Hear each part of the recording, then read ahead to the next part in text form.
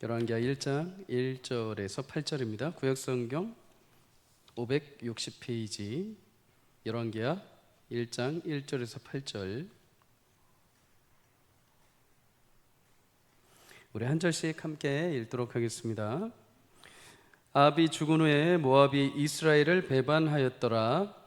아하시야가 사마리아에 있는 그의 다락난간에서 떨어져 병들매 사자를 보내며 그들에게 이르되 가서 에그론의 신 바알세붑에게 이 병이 낫겠나 물어보라 하니라. 여호와의 사자가 디셉 사람 엘리야에게 이르되 너는 일어나 올라가서 사마리아 왕의 사자를 만나 그에게 이르기를 이스라엘에 하나님이 없어서 너희가 에그론의 신 바알세붑에게 물으러 가느냐.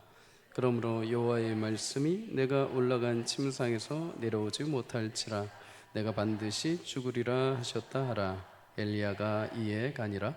사자들이 왕에게 돌아오니 왕이 그들에게 이르되 너희는 어찌하여 돌아왔느냐 하니 그들이 말하되 한 사람이 올라와서 그를 만나 이르되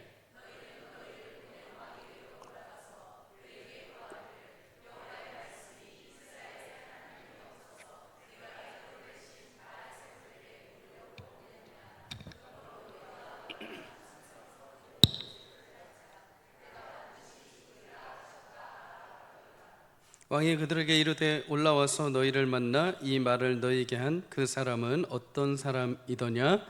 그들이 그에게 대답하되 그는 털이 많은 사람인데 허리에 가죽띠를 띠었더라 하니 왕이 이르되 그는 디셉 사람 엘리야로다. 아멘. 오늘 말씀을 가지고 하나님을 찾고 하나님께 묻고라는 제목으로 함께 말씀을 나누려고 합니다.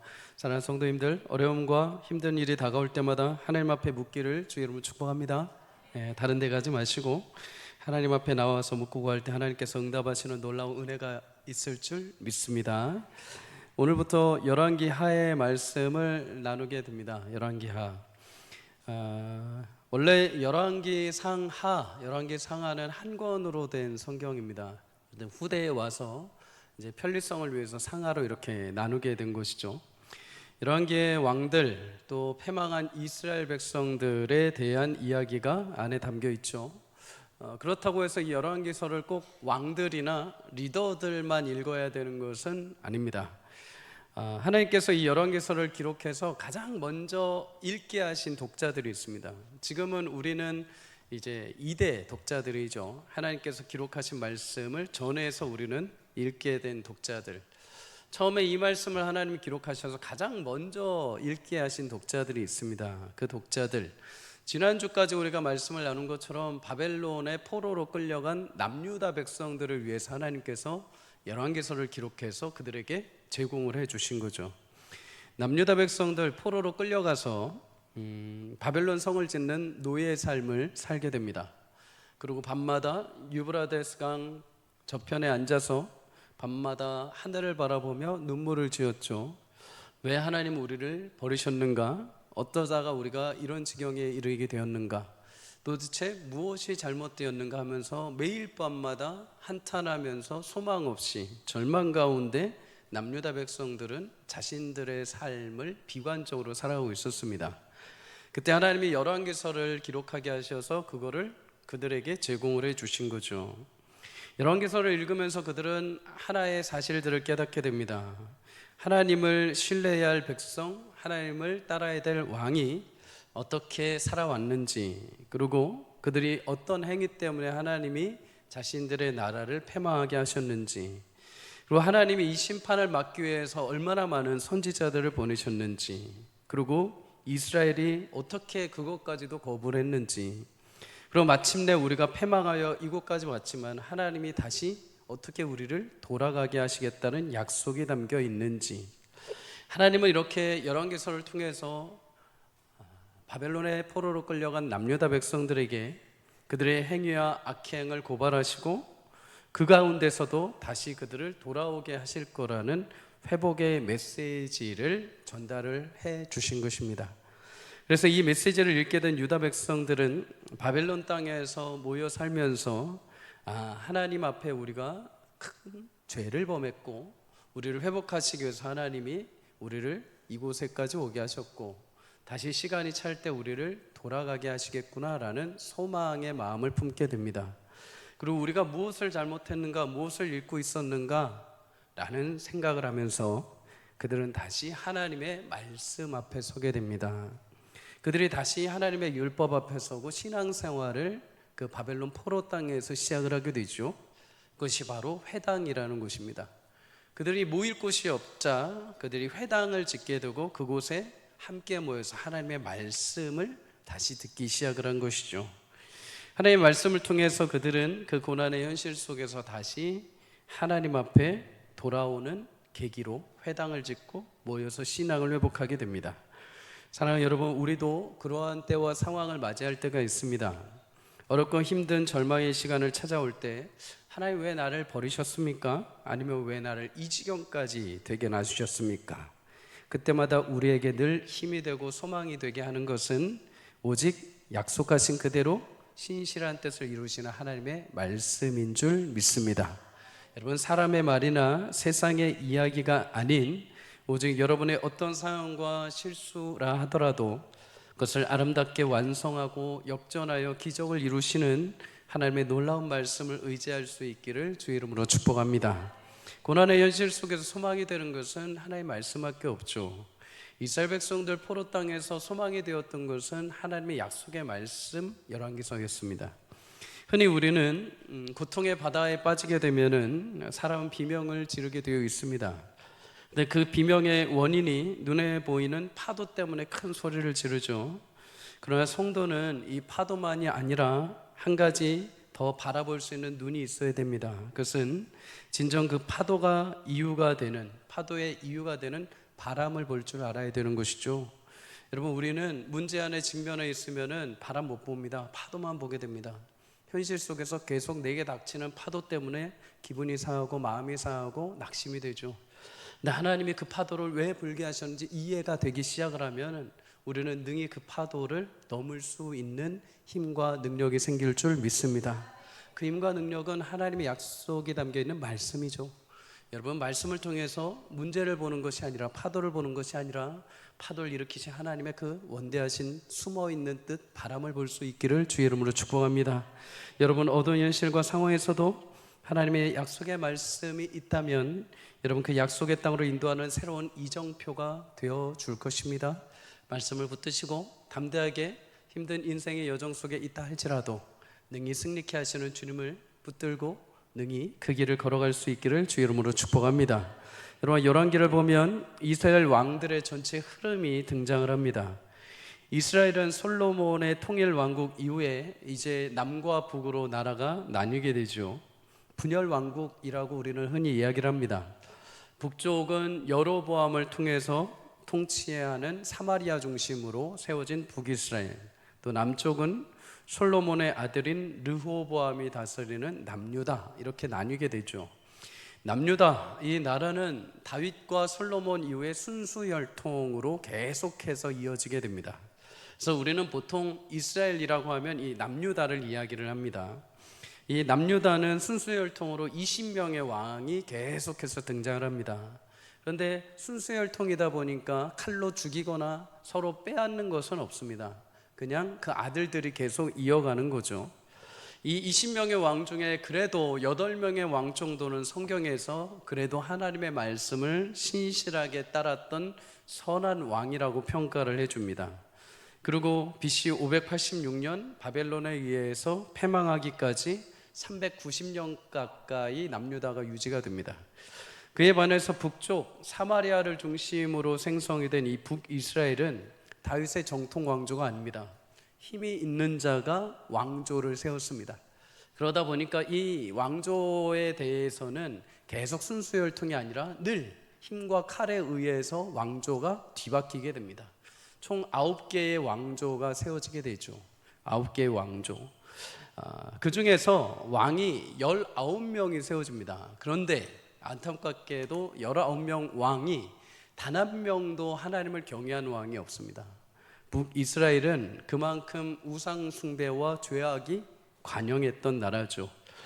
254년 정도 유지되다가 유다보다도 BC 722년 앞서서 아수르에 의해서 패망하게 됩니다.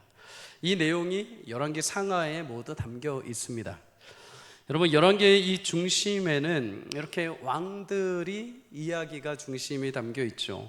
왕들과 이스라엘 나라의 평가. 그런데 그 중에 그 평가의 핵심 중에 하나는 무엇이냐? 하나님을 경외했느냐, 경외하지 않았느냐입니다.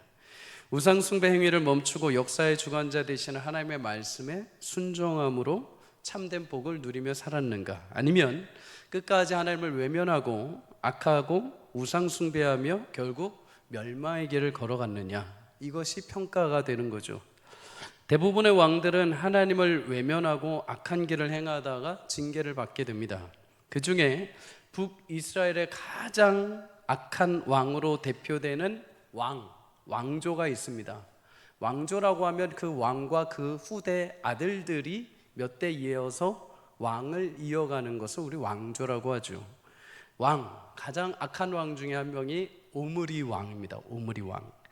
이 오므리 왕은 북이스라엘의 가장 초대 왕이었던 여로보암을 따라서 행했습니다. 여로보암이 가장 악한 왕이었는데 이 오므리 왕도 그대로 일대 왕이었던 이 여로보암의 길을 똑같이 따라했습니다. 그래서 열왕기상 16장 26절에 보면 그가 여로보암의 모든 길을 따라 이스라엘에게 죄를 범하게 하여 하나님 여호와를 노하시게 하였다, 이렇게 말씀을 합니다. 오므리의 이 악행이 여기서 끝나지 않습니다. 그의 아버지 오므리가 그렇게 행하는 것을 보고 그의 아들이었던 아합이란 왕도 똑같이 악행을 행합니다. 여러분, 아합은 이전의 모든 사람보다 더 여호와 보시기에 악을 행했다라고 성경이 증거합니다. 누가 더 악을 잘하는가, 누가 더 하나님 앞에서 멀어지는가 대잔치를 벌인 나라가 북이스라엘인 거죠. 이 아합, 오므리의 아들이었던 아합의 가장 큰 악은 무엇이었는가? 온 지역 사방팔방에 아세라 신전과 바알 신전을 세워놨습니다.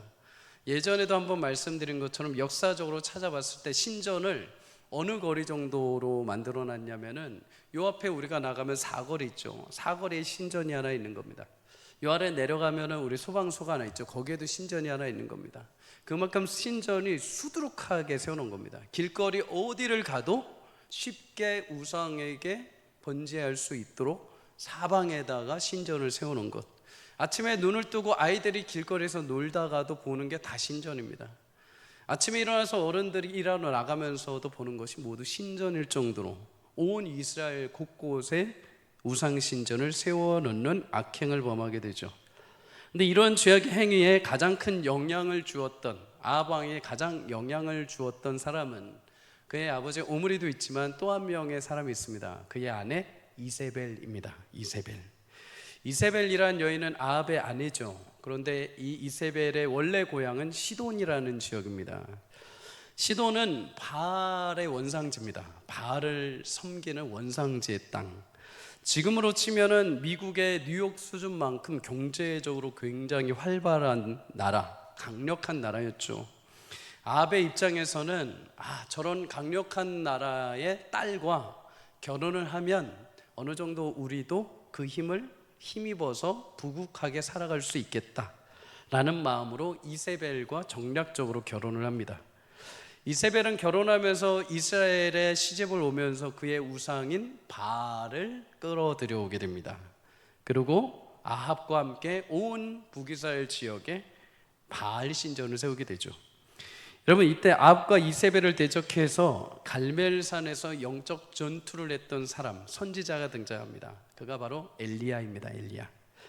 엘리야가 이 모습을 보고 진짜 신이 누구인지 갈멜산에서 전투를 하게 됩니다. 영적 전투입니다. 바알 선지자 450명과 엘리야 1명, 제단을 쌓아놓고 너희 신이 맞다고 하면 불러봐라. 그리고 하늘에서 불을 내리는 신이 진짜 신이라고 우리 함께 협의를 하자. 아무리 바알 신을 믿는 450명의 선지자가 춤추고 난리를 쳐도 바알이 응답하지 않죠. 바알은 진짜 신이 아니니까요. 엘리야가 나와서 기도했을 때 하나님께서 하늘에 불을 내리셔서 제단을 모두 태우십니다. 이 일로 인해서 바알 선지자 450명을 모두 그 자리에서 죽게 만들죠. 이런 일이 있었다면 아합과 이세벨은 어느 정도 하나님 앞에 무릎을 꿇어야 됩니다. 그런데 오히려 살기가 등등합니다. 오히려 더 표독스럽게 변하게 되죠. 그래서 엘리야를 죽이려고 마음을 먹게 됩니다. 하지만 결국 아합과 이세벨은 하나님의 말씀의 예언을 따라서 그들은 비참한 죽음을 맞이하게 됩니다.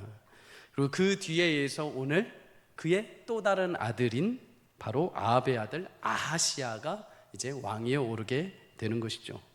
아하시야가 왕위에 올라서 2년간 통치를 하게 됩니다. 그런데 그의 시작이 굉장히 순탄치 않습니다. 오늘 1절에서 2절 우리 함께 읽어보도록 하겠습니다. 시작. 아합이 죽은 후에 모압이 이스라엘을 배반하였더라. 아하시야가 사마리아에 있는 그의 다락 난간에서 떨어져 병들매 사자를 보내며 그들에게 이르되 가서 에그론의 신 바알세붑에게 이 병이 낫겠나 물어보라 하니라. 아멘. 아하시야가 이제 아버지의 악행을 이어서 자신이 왕위에 오른 이후에 크게 두 가지 문제에 봉착하게 됩니다. 첫째는 그의 아버지 아합 때까지 북이스라엘 섬기던 모압이라는 나라가 자신의 나라를 배반한 것입니다. 이제 더 이상 이스라엘 너희를 우리가 섬기지 않겠다라고 손절해버린 거죠. 원래 이 모압이라는 나라는 다윗이 통치하던 시기에 다윗과 함께 전투를 벌입니다. 다윗과 함께 싸우게 되죠. 이때 다윗에게 패망을 해서 그 뒤부터는 이스라엘에게 조공을 바치는 나라가 됩니다. 섬기는 민족이 된 거죠. 그래서 사무엘하 8장 2절에 이렇게 말합니다. 다윗이 또 모압을 쳐서 그들로 땅에 엎드리게 하여 줄로 재어 그 두 줄 길이의 사람은 죽이고 한 줄 길이의 사람은 살리니 모압 사람들이 다윗의 종들이 되어 조공을 드리니라. 아멘. 다윗이 그래도 인간적인 마음이 있었습니다. 그래서 모압을 다 죽이지 않습니다. 모압은 지난주에 우리가 말씀을 나눈 것처럼 아브라함의 조카였던 롯의 후손들이죠. 그래서 모압을 다 죽이지 않고 두 줄로 앉혀가지고 한 줄에 있던 사람들, 군인과 장병들은 모두 죽이고 한 줄에 있던 노약자와 어린이들은 살려줍니다. 모압이 완전히 진멸하지 않도록 남겨준 거죠. 그렇게 힘이 빠진 모압은 이제 다윗, 이스라엘 백성들을 섬기는 나라가 됩니다. 그런데 모압뿐만이 아닙니다. 두로와 하맛, 암몬, 에돔, 블레셋까지 다윗이 통치하던 시기에는 감히 이스라엘 넘볼 수 없는 나라였습니다. 그래서 그들은 모두 이스라엘에게 조공을 바치고 절하는 민족들이 된 거죠. 근데 여러분, 이 모든 일을 누가 행했을까요? 사무엘하 8장 6절 하반절은 이렇게 말씀합니다. 다윗이 어디로 가든지 여호와께서 이기게 하시느니라. 아멘. 여러분, 다윗이 전쟁에 나가서 대적들과 전투를 하고 승리하고 그 나라들이 자신에게 조공을 바칠 때, 여러분, 그들이 모두 무너지고 나서 이스라엘을 섬겼던 이유가 있습니다. 그것은 다윗이 두려워서가 아니라 다윗과 함께 하시며 그 전쟁을 승리로 이끄시는 하나님 때문인 줄 믿습니다. 하나님은 하나님을 경외함으로 나라를 통치하는 다윗과 함께 하심으로 다윗이 어디를 가든 어떤 전쟁을 하든 그것을 승리케 하심으로 수많은 나라가 그 나라를 경외하며 하나님을 볼 수 있도록 하나님의 역사를 이루어 가셨습니다. 사랑하는 성도님들, 세상이 성도를 무서워하고 두려워해야 하는 이유가 한 가지 있습니다. 세상이 여러분들을 보며, 교회를 보며 두려워해야 되는 이유, 그것은 성도가 예수님을 믿고 나서 어떤 권세 있는 자리에 올라서 남부럽지 않은 어떤 힘을 가지고 남들이 가지지 않은 못한 것을, 어떤 다른 것을 가지고 있어서 세상이 여러분과 교회를 향해서 부러워하거나 두려워하는 것이 아닙니다. 하나님의 성도와 함께 하심으로 성도가 어떤 상황에 처하든 어떤 현실에 마주하든 그 입에서 늘 감사와 자족이 흘러나오고 사랑과 격려와 긍휼하는 모습을 보면서 세상이 감히 할 수 없는 행동, 세상이 감히 가질 수 없는 따스함과 위로, 세상이 절대로 베껴낼 수 없는 진실한 삶을 보면서 세상은 성도를 두려워하게 되는 것입니다. 세상은 자신들이 가지고 있지 않는 하나님과 동행하는 성도를 보며, 교회를 보면서 두려워하는 마음을 가지게 되는 것이죠. 사랑하는 성도님들, 이런 모습이 우리 가운데 있기를 주의 이름으로 축복합니다. 세상과 성도는 다릅니다. 교회와 세상은 다르죠. 근데 우리의 겉모습은 똑같죠. 다른 이유가 무엇입니까? 하나님이 계시느냐 안 계시느냐. 여러분, 이런 영적인 내공과 힘 어디서 나오는가? 열왕기상 2장 3절에 이렇게 말합니다. 네 하나님 여호와의 명령을 지켜 그 길로 행하여 그 법률과 계명과 율례와 증거를 모세의 율법에 기록된 대로 지키라. 그리하면 내가 무엇을 하든지 어디로 가든지 형통할지니라. 아멘. 여러분, 우리는 종종 어디로 가야 할지, 무엇을 해야 할지 몰라 염려할 때가 있습니다. 그래서 하나님께 기도할 때도 하나님 이거 해야 됩니까? 저거 해야 됩니까? 저기로 가야 됩니까? 여기로 가야 됩니까? 그래, 하나님은 다르게 얘기를 하십니다. 나와 함께하면 어디를 가든, 어떤 결정을 하든, 어떤 곳을 가든 내가 너와 함께하고 형통할 것이다. 사랑하는 여러분, 내가 어디로 가야 할지 묻기보다도 나와 지금 함께 하시는 분이 하나님이신지를 확신할 수 있기를 주의 이름으로 축복합니다. 어디를 가든 하나님이 함께 하신다면 그 길은 형통한 길이 될 줄 믿습니다. 어떤 선택을 하든 하나님이 함께 하신다면 하나님이 반드시 합력하여 선을 이루실 줄 믿습니다. 여러분, 하나님의 말씀을 따라 그 길을 행함으로 하나님 여러분 어디를 가든 함께 하심으로 형통의 은혜를 맛볼 수 있기를 주의 이름으로 축복합니다. 사실 모압이 아하시아가 왕이 오르고 나서 이제 점점 거리를 두었다는 것은 영적으로 보면 무슨 말일까요? 이제 아하시아가 통치하는 북이스라엘 보면 하나님이 안 보인다는 것입니다. 이제 우리가 굳이 저 나라를 두려워할 필요 없다는 겁니다. 그 전까지는 다윗이, 솔로몬이 있을 때까지는 하나님이 그 나라를 집권하시고 흔들고 계시기에 우리가 두려워했지만 이제는 너희를 보아도 하나님이 안 계시다는 것입니다. 비참한 것이죠. 하나님이 이제 점점 북이스라엘에게서 거리를 두기 시작하셨다는 겁니다. 여러분, 그런데 아하시아에게는 이것만이 문제가 아니었습니다. 두 번째 문제가 있었죠. 그것은 그게 낙상사고를 당한 것입니다. 2절에 보면 그는 사마리아에 있는 그의 다락 난간에서 떨어져서 병이 들었다, 이렇게 말을 합니다. 신명기 22장 8절에 보면 집을 지을 때 지붕에 난간을 만들어서 사람이 떨어지지 않게 하여서 그 피가 네 집으로 돌아가지 않게 하라, 이렇게 말씀을 하십니다. 신명기 하나님이 율법을 주실 때 난간에, 옥상 쪽에 난간을 잘 세워둬라. 혹시라도 다른 사람이 너희 집에 와서 옥상에 올라갔다가 떨어져서 죽게 된다면 그것은 너의 책임이다. 그러니 이 생명이 죽지 않도록 난간을 잘 보호해서 모든 사람이 안전하게 살 수 있도록 해라. 하나님 참 디테일하시죠. 한 생명이라도 헛되게 죽지 않도록 신명기에 이런 말씀을 넣으셨습니다. 그런데 여러분, 아하시아는 당시 북이스라엘 왕입니다. 북이스라엘 왕이 자신의 집 옥상에 올라갔는데 난간을 기댔는데 난간이 부러져서 떨어져 버렸습니다. 무슨 말일까요? 왕의 집을, 난간을 그 정도로 지었다고 한다면 일반 평민들의 집은 대충 그냥 아예 난간이 없을 정도로 지어놓은 거죠. 이것을 영적으로 다시 보자면 그 당시에 집을 짓는 모든 북이스라엘 백성들은 신명기의 말씀을 모른다는 겁니다. 난간을 지을 때 대충 그냥 표시만 해놓는 거죠. 누가 기대도 허물어질 수 있을 정도로. 이거 기대서 누군가 다칠 거라는 생각하지 못하고, 신명기 22장의 말씀처럼 이것을 기댔을 때 누군가가 떨어지지 않도록 잘 보살피자라는 의미에서 최선을 다해서 만든 것이 아니라 그냥 대충 만드는 겁니다. 신명기 22장 8절의 말씀이 그들에게 없다는 것. 다시 말해 이 당시의 사람들은 하나님의 말씀이 들리지 않았다는 겁니다. 분명히 하나님의 말씀에서 시작된 민족의 한 부류임에도 불구하고 하나님의 말씀이 전무했다는 것입니다. 사랑하는 성도님들, 하나님의 말씀이 없는 자들은, 하나님의 인생에 말씀이 없는 자들은 비참한 인생의 결과가 이루어지게 됩니다. 부디 우리 심령 가운데 주의 말씀이 살아있기를 주의 이름으로 축복합니다. 여러분, 이렇게 외부적으로 모압이 배반을 하고 내부적으로는 자신이 쩔어져 낙상으로 인해 병이 들게 됩니다. 안팎으로 해결되지 않는 문제가 아하시아에게 찾아온 거죠. 이렇게 커다란 문제가 발생했을 때 아하시아는 어떤 결정을 할까요? 그는 그의 사자를 에그론의 신 바알세북에게 보내서 자신의 병이 낫겠는지 물어보고 오라고 합니다. 여러분, 에그론이라는 지역은 블레셋의 5지역 가운데 하나입니다. 그곳은 바알세북을 섬기던 지역이죠. 바알세북, 문자 그대로 해석하면 파리의 주인입니다. 파리의 주인. 당시 사람들은 파리나 날벌레들이 사람들에게 풍토병, 질병을 옮긴다고 생각을 했습니다. 그래서 여러 지역마다 환경이 좋지 않아서 파리로 인해서 질병에 걸렸을 땐 바알세부부에게 치성을 드려서 그 모든 파리들을 제거하고 질병을 없애준다고 믿었던 거죠.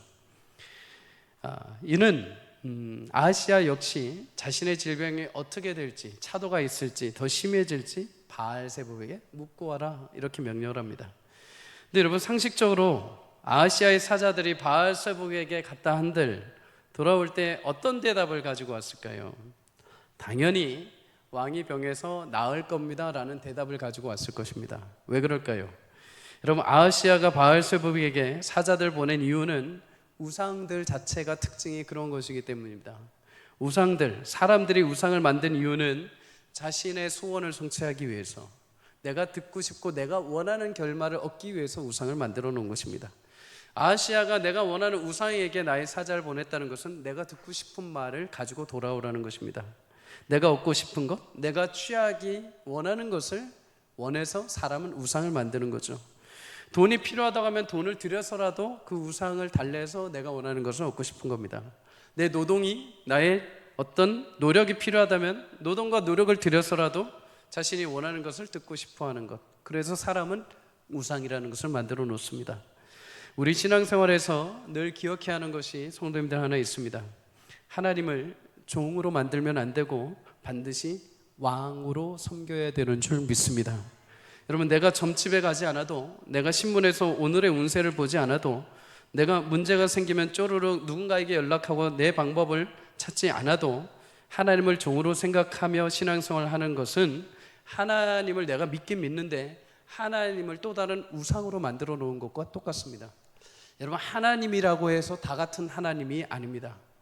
성경 속에서 말씀하시는 하나님이 아니라 내가 생각하는 하나님, 내가 이상적으로 생각하는 하나님 이런 분이야, 내가 알아온 하나님은 이런 분이야, 하나님이 이런 분이셔야 돼, 상식적으로 이렇게 해야 돼 라고 만들어 온 하나님은 진짜 하나님이 아니라 내가 머릿속에서 만들어 놓은 또 다른 우상의 하나님이 됩니다. 여러분, 똑같은 기도를 하더라도 하나님을 종으로 대하는지, 내가 만든 우상으로 종으로 대하는지, 진짜 신실한 왕으로 대하는지 우리는 분별할 수 있는 방법이 한 가지 있습니다. 내가 동쪽으로 갈까요? 서쪽으로 갈까요? 이 사업을 할까요? 저 사업을 할까요? 이 학교를 갈까요? 저 학교를 갈까요? 흔히 우리는 이런 기도를 합니다. 정말 답답해서 그렇게 기도할 수 있죠. 그런데 우리 내면에 대부분 하나님 이렇게 내가 얘기를 했으면 하나님이 답을 주십시오. 침을 탁 태겨가지고 탁 때려갖고 동쪽으로 가라 하시면 동쪽으로 가고, 좀 편하게 하나님 좀 이렇게 탁탁탁탁 정해진 걸로 가서 좀 나 좀 편안하게 해주십시오. 대부분 우리 이렇게 정해줬으면 좋겠다라는 마음들이 있죠. 종처럼 내가 하나님 그렇게 생각을 합니다. 내가 후회하지 않을 곳, 내가 실패하지 않을 곳, 내가 수익이 잘 나는 곳, 내가 승승장구하는 곳으로 좀 인도해 주십시오. 그런데 여러분, 그렇게 하나님께 기도하고 결정을 했습니다. 아, 이거 하나님 이렇게 하셨습니다 라고 결정을 했습니다. 그리고 선택을 했습니다. 그런데 만약 내가 예상했던 결과가 나오지 않으면 어떻게 될까요? 하나님 앞에 내가 그렇게 기도했습니다. 하나님 그렇게 마음을 주셨습니다. 그렇게 내가 따라서 했습니다. 그런데 내가 예상했던 결과가 안 나왔습니다. 그럼 우리 어떻게 하느냐? 하나님을 종으로 여기는 사람들의 특징이, 반응이 있습니다. 하나님 그러라고 하셨잖아요. 하나님 그때 그 마음 주셔서 제가 했는데 왜 이렇게 했습니까? 하나님 책임져 주십시오. 하나님 그때 그 사인 맞지 않습니까? 하나님 왜 이렇게 하십니까? 하면서 하나님을 의심합니다. 여러분, 반면에 하나님을 왕으로 모신 사람들은 어떨까요? 똑같은 질문과 똑같은 기도를 하고 똑같은 결과를 맞이하는데 반응이 다릅니다. 하나님, 이런 결과를 맞이했다 하더라도 하나님의 뜻인 줄 알고 감사하겠습니다. 이것이 나의 왕이신 하나님이 주신 가장 좋고 합당한 결과인 줄 믿습니다. 이 일을 통해서 하나님은 역전하시고 놀라운 일을 이루어 주실 줄 믿습니다. 여러분, 이렇게 반응이 나오는 것이 하나님을 우상이 아니라 왕으로 모시고 있는 성도들의 반응인 줄 믿습니다. 여러분, 이것이 하나님을 종이 아니라 내가 만들어 놓은 우상의 하나님이 아니라 진정 나의 왕이요 명령하심을 따라 살아가는 주의 백성들, 어떤 결과가 오든 그것은 내가 결정 권한이 아니라 하나님이 결정하시는 거고 하나님이 내게 합당하게 주시는 길인 줄 믿고 따라가는 주의 백성들, 그의 성도의 반응인 줄 믿습니다. 사랑하는 여러분, 오늘도 여러 상황 환경 속에서도 하나님 우리 눈을 열어서 하나님의 역사하심을 보게 하시는 은혜가 있기를 주의 이름으로 축복합니다. 모든 상황에서 하나님을 종으로 우상으로 만들지 말고 나의 왕으로 인정하십시오. 왕으로 그분을 모셔보십시오. 그럴 때 여러분의 인생과 삶이 달라지는 놀라운 은혜가 있을 줄 믿습니다. 그래서 잠언 3장 6절은 이렇게 말씀합니다. 우리 다 함께 읽겠습니다. 시작. 너는 범사의 글을 인정하라. 그리하면 내 길을 지도하시리라. 아멘. 모든 상황입니다. 범사의 모든 일 속에 이때만 하나님이 나의 왕이십니다. 교회에 와서만 하나님이 나의 왕이십니다. 좋을 때만 하나님 나의 왕이십니다가 아니라 이것을 결정했는데 그렇게 되지 아니할지라도, 이렇게 결정하고 지금까지 살아왔는데 그것이 마치 사람들 눈에 보기에 헛된 것처럼 보일지라도, 이렇게 내가 믿음 생활을 해왔는데 내 건강을 잃었을지라도, 내가 그것을 믿고 하나님 앞에 순종함으로 달려왔는데 그것이 실패의 결과가 있을지라도, 그것조차도 모든 범사에 하나님을 왕으로 인정했을 때 하나님께서 여러분의 길을 반드시 인도하시고 지도해 주실 줄 믿습니다. 여러분, 매 순간마다 하나님이 나의 왕임을 인정하며 왕께서 길을 인도하시는 풍성한 은혜를 누릴 수 있기를 주의 이름으로 간절히 축복합니다. 여러분, 사실 아하시아에게 이런 어려움들이 찾아온 이유가 한 가지 있습니다. 그것은 하나님이 아하시아에게 기회를 주고 싶어 하셨던 겁니다. 오늘 3절에서 4절에 보면 아하시아의 명령을 받고 바알세복을 찾아가는 사자들이 있죠. 이 사자들 앞에 여호와의 사자가 엘리야를 통해서 가서 만나라라고 말씀을 하십니다. 만나게 하시죠. 그리고 여호와의 사자가 이 사자들에게 엘리야를 통해서 말하십니다. 이스라엘에 하나님이 없어서 너희가 에그론의 신 바알세복에게 물으러 가느냐. 다시 말해서 하나님이 이렇게 너희와 함께하고 계시는데 어찌하여 하나님을 외면하고 에그론 바알세복에게 너희가 찾아가느냐. 너희는 그 침상에서 내려오지 못할 것이다. 여러분, 이 말씀이 굉장히 아이러니하죠. 왜 그렇습니까?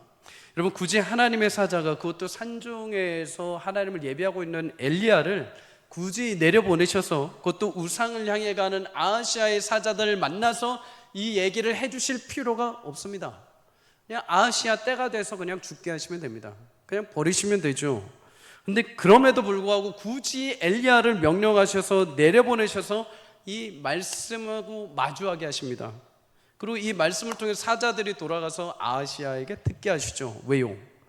너희 민족에게 나 여호와가 아직 함께하고 있다라는 것을 알려주고 싶으신 것입니다. 어리석은 자처럼 하나님이 없다 말하지 말고 여호와 하나님께 돌아오라는 것이죠.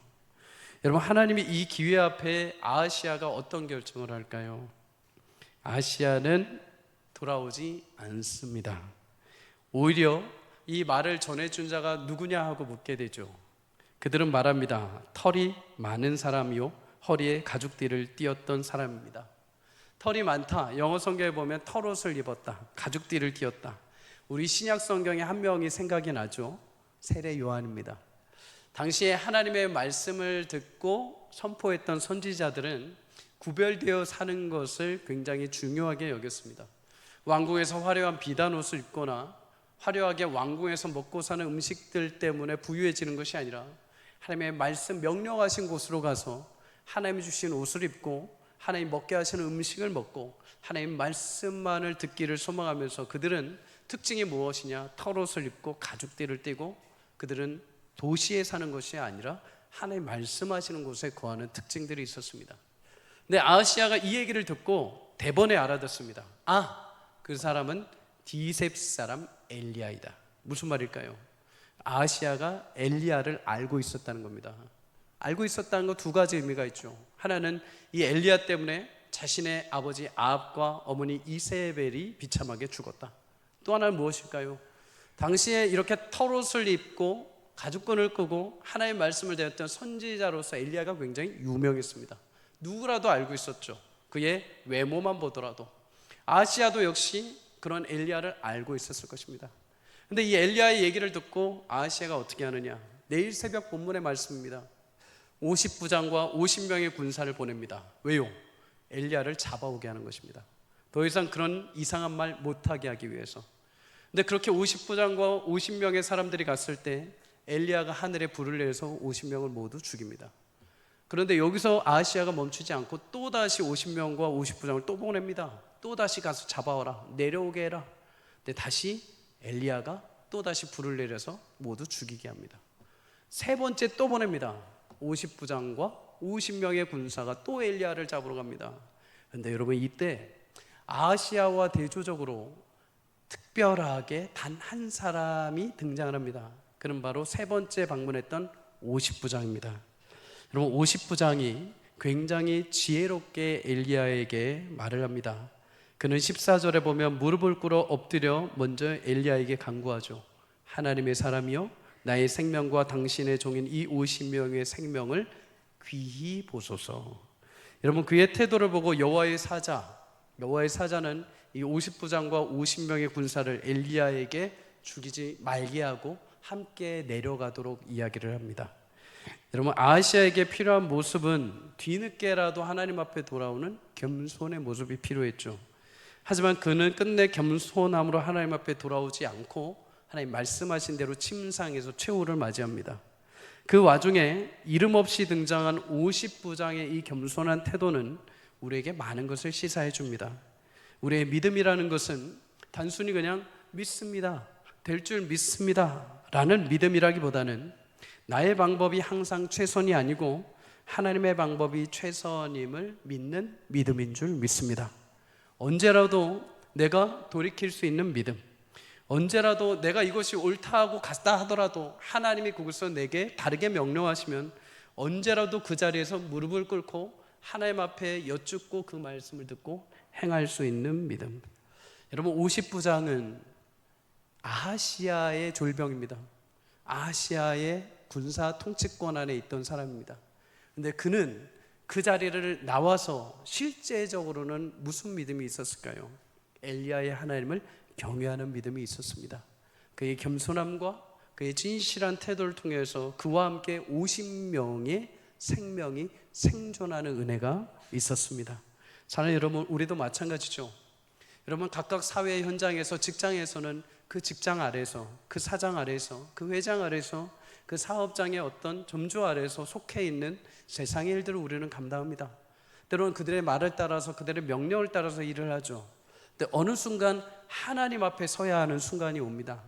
어느 순간 그의 세상적인 명령과 하나님의 명령 앞에 마주해야 되는 순간이 옵니다.